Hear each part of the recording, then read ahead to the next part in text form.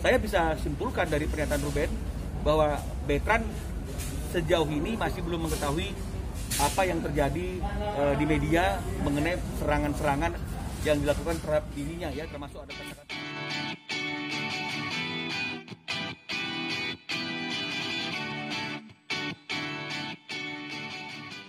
Jadi agenda kedatangan saya pada hari ini ke Polda Metro, ke SPK, itu sesuai dengan apa yang sudah pernah Ruben Onsu sampaikan dan juga saya sampaikan, bahwa kita akan membuat laporan terhadap akun-akun atau pihak-pihak yang selama ini sudah melakukan tindakan pencemaran nama baik, sudah melakukan pengancaman dan juga bullying cyber kepada anaknya Ruben Onsu, Bertrand Peto, ya. Jadi memang selama ini tertunda-tunda karena kita memang ingin mendata, memverifikasi semua akun-akun tersebut sehingga kita mudah ketika kita membuat laporan.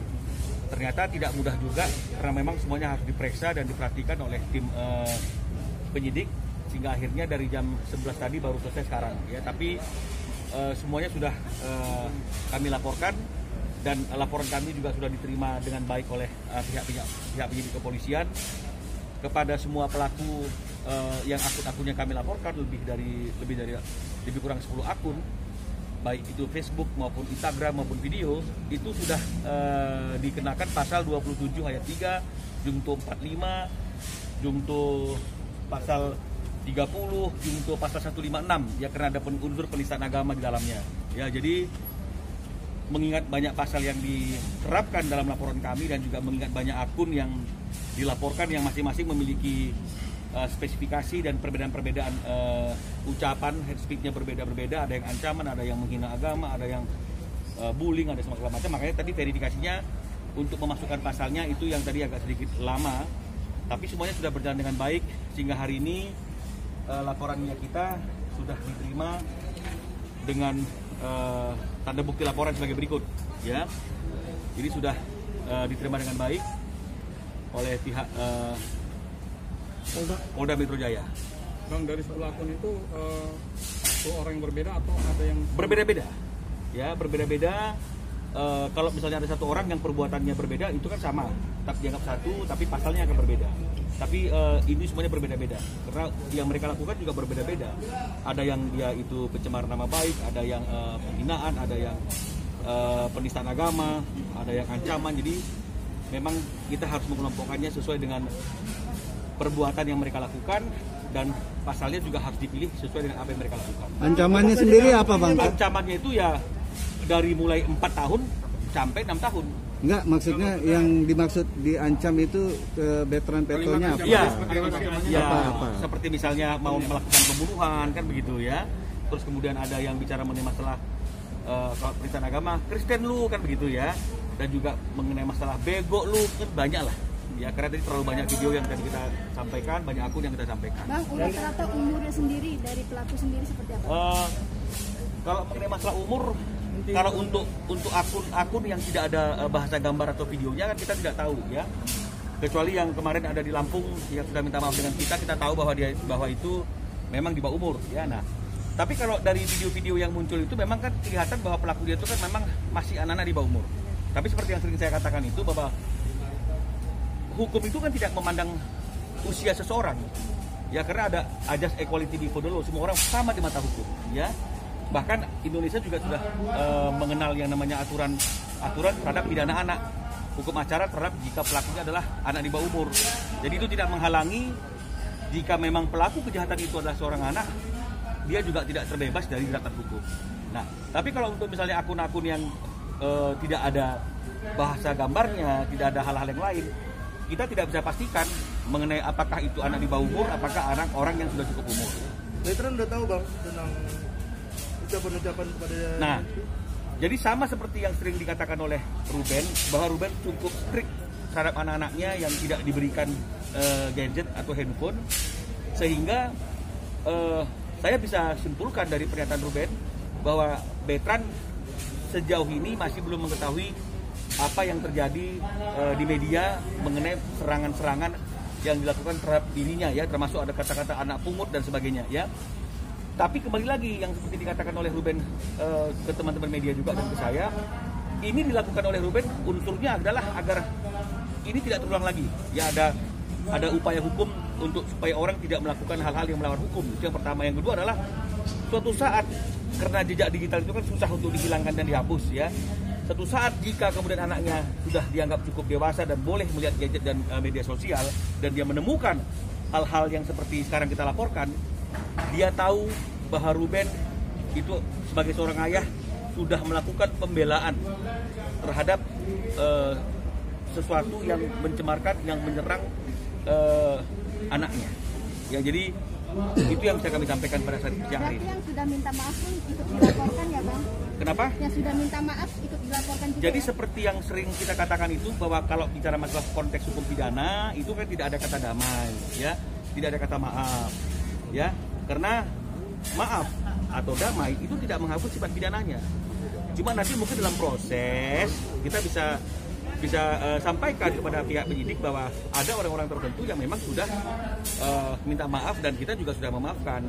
Karena ini delik aduan, mungkin nanti juga bisa untuk orang-orang yang sudah meminta maaf itu kita bisa bicarakan kan gitu. Tapi paling tidak ini adalah pembelajaran hukum, sehingga orang-orang juga tidak sembarangan walaupun dia masih di bawah umur jangan melakukan hal-hal yang melanggar hukum.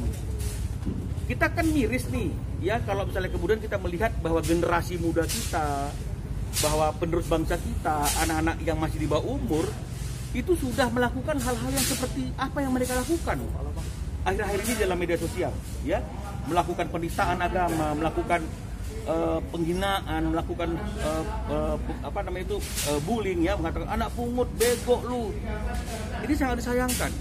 Nasib daripada suatu bangsa itu kan terletak pada generasi mudanya. Nah, kalau generasi mudanya seperti ini kan juga sangat mengkhawatirkan. Ya, jadi ini juga menjadi perhatian dan catatan kepada orang tua yang punya anak di bawah umur agar mengawasi anaknya ketika menggunakan gadget. Ini juga mohon jadi perhatian bagi guru di sekolah atau Pak Menteri Pendidikan, misalnya seperti itu ya, dalam kondisi yang sekarang ini sekolahnya online, tapi maunya jangan sampai budi pekerti, attitude, disiplin terhadap anak-anak yang masih usia sekolah itu jadi terabaikan sehingga mereka bebas melakukan hal-hal yang seperti ini. Ini sangat disayangkan sekali. Bang, itu persisnya kapan sih Bang kejadian itu? Kejadian itu ini ya saya nggak tahu persisnya ya. Saya nggak tahu persisnya. Tapi kalau lihat dari postingan-postingan yang ada dan juga dari repostnya Ruben, ini mungkin kejadiannya kan sekitar satu bulan ini ya. Itu yang bisa kami sampaikan. Kenapa baru sekarang Bang? Kan sudah disampaikan kemarin itu. Kita sudah mau laporan, tapi kemudian ada yang minta maaf, ada yang ini, kita harus suruh ulang, dan kemudian ada perkembangan baru, ada lagi orang-orang yang melakukan penghinaan. Jadi supaya tidak berulang-ulang, kita tunggu sampai semuanya sudah tuntas, data sudah lengkap, kita lihat sudah nggak ada pergerakan lagi, nggak ada tambahan lagi, kita laporkan. Dan kalau bicara mengenai masalah kadaluarsa sebuah kejahatan kan itu juga ada batas waktunya, dan kalau 1 bulan sampai 1 bulan setengah itu kan belum kadaluarsa. Jadi kalau misalnya kenapa hari ini dilaporkan, mungkin Ruben menganggap sekarang lah momentum yang paling tepat untuk membuat laporan. Untuk Ruben sendiri nggak hadir kenapa Bang? Ruben kan kita tahu dia terikat dengan satu pekerjaan yang rutin yang nggak bisa dia tinggalkan, dan saya rasa cukup dengan dia memberikan kuasa kepada kami sebagai kuasanya Ruben yang notabene adalah ayah daripada veteran itu, cukup mewakili dia untuk membuat laporan pada siang hari ini. Toh nanti pada waktu proses ini berjalan dalam pemeriksaan saksi, Ruben juga pasti akan harus diminta keterangan. Bukti-buktinya apa Bang? Dari 10 akun itu Bang, dan ada juga yang belum minta maaf gitu. Apa rata-rata motivasi mereka? Yang saya tahu, yang saya hadir pada waktu permintaan maaf itu, motivasi mereka itu hanya kepicu antara sesama teman yang saling menghina idola mereka masing-masing. Itu alasannya mereka. Ya. Oh, berarti ini idola ya? Berarti itu penggemar ya Bang? Penggemar ya? Bukan penggemar, jadi dia antar idola. Jadi yang ini mengidolakan veteran, ini mengidolakan artis luar negeri, kan begitu. Jadi orang yang mengidolakan artis luar negeri ini menyerang orang yang mengidolakan veteran, artinya dia menjatuhkan idola lu tuh anak pungut, idola itu seperti ini, gitu, ngerti nggak maksudnya? Jadi bukan fansnya, ya, bukan fans, karena pasti anak di bawah umur dia pasti belum bisa menjadi fan yang fanatik yang kemudian akhirnya jadi rasa suka menjadi rasa benci. Itu hanya terjadi kalau menurut pendapat saya, itu pasti orang-orang yang sudah dewasa. Kalau anak-anak pasti dia tuh lebih natural. Jadi dia melakukan itu karena dia emosi dengan fans-fansnya si Veteran Beto yang terlalu mengagung-agungkan atau terlalu memuji Veteran Beto. Dia nggak senang. Gitu loh. Itu menurut mereka ketika mereka datang untuk minta maaf. Kapan apa aja bang? Kenapa? Barang bukti. Barang bukti tentu ya akunnya, ya videonya, semua segala macam, IP-nya, URL-nya. Itu kita serahkan ke pihak penyidik. Kapan ada atau yang ada masih ada, Bang? Ada yang sudah dihapus, ada yang masih ada. Itu wajar kan? Bang, dari beberapa akun ini ada nggak sih bang orang yang tertentu yang dilaporkan bang? Nggak ada kita orang Akun aja tertentu. berarti ya? Maksudnya orang itu dilaporkan apa namanya udah diketahui atau gimana gitu bang? Ya dari akun inilah makanya kan kita tahu karena kadang-kadang kan orang kan buka akun belum tentu dia pakai nama asli. Ya, karena kejahatan itu dilakukan melalui akunnya, maka yang dilaporkan adalah akunnya. Itu kan juga merupakan identitas daripada seseorang.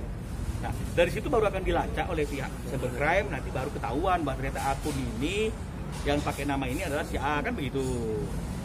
Kan udah pasti seperti itu. Karena kan pasti kita juga sendiri kan punya akun, pasti kan nggak pakai nama asli toh. Pasti ada kode-kode tertentu, ada hal-hal tertentu yang mungkin itu akan memudahkan kita dalam bermedia sosial. Kapan ada pemeriksaan? Kenapa? Kapan ada pemeriksaan dari pelakunya ke Polda? Tentu yang pertama kali di BAP adalah Ruben. Ya, jadi setelah laporan hari ini kalau pun ada BAP, yang pertama kali di BAP pasti Ruben dan juga pihak manajemen kan gitu ya.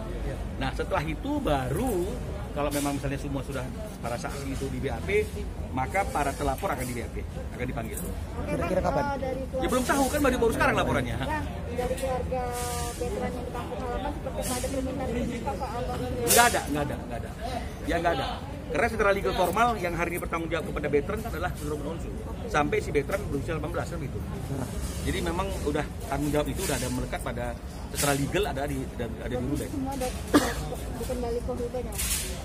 Tanggung jawab legalnya memang sesuai dengan apa yang sudah diputuskan oleh pengadilan ada di Ruben sampai dia dewasa. Ya. Oke, Bang.